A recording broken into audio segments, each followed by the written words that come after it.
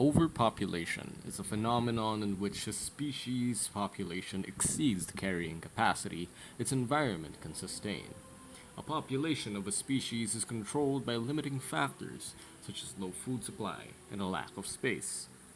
Once a species is affected by those limiting factors, its individuals can face consequences such as an impaired quality of life, environmental deterioration, and a sudden population crash. All species faces innate population control, but out of all the living species on Earth, human population growth is abnormal. From 1800s to today, the human population grew from 1 billion people to 7.9 billion. This is an issue that humans have been worrying about for so long, and for good reason. According to Bish of 2020, 136 countries are in ecological deficit, meaning they consume more biocapacity than what their environment is predicted to have.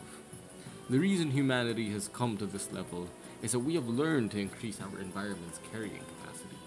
Modern technological advancements in food and medicine have made it so fewer people die and more get to live longer. However, scientists propose that there is a theoretical limit on which humanity will cap and face mass extinction.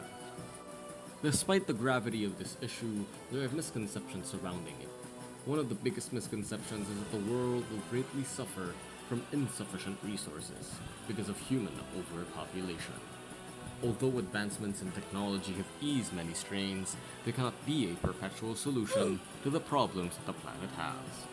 Eventually, the world will have a breaking point, and Sir David Attenborough called it the planet's carrying capacity, which depends on our resource consumption. The more people there are, the more our resource expenses compound until we are soon left with very few. Although, in favor of many overpopulation skeptics and futurists, some critics don't buy the predictions that the UN has for our overpopulation situation. Norwegian academic and critic Jorgen Randers believes that the population growth will soon stall within the next 20 to 30 years, after which there will be a decline in the population, therefore stabilizing a century's worth of population growth. These educated predictions alleviate the fear of perpetual human reproduction and help understand the whole issue altogether.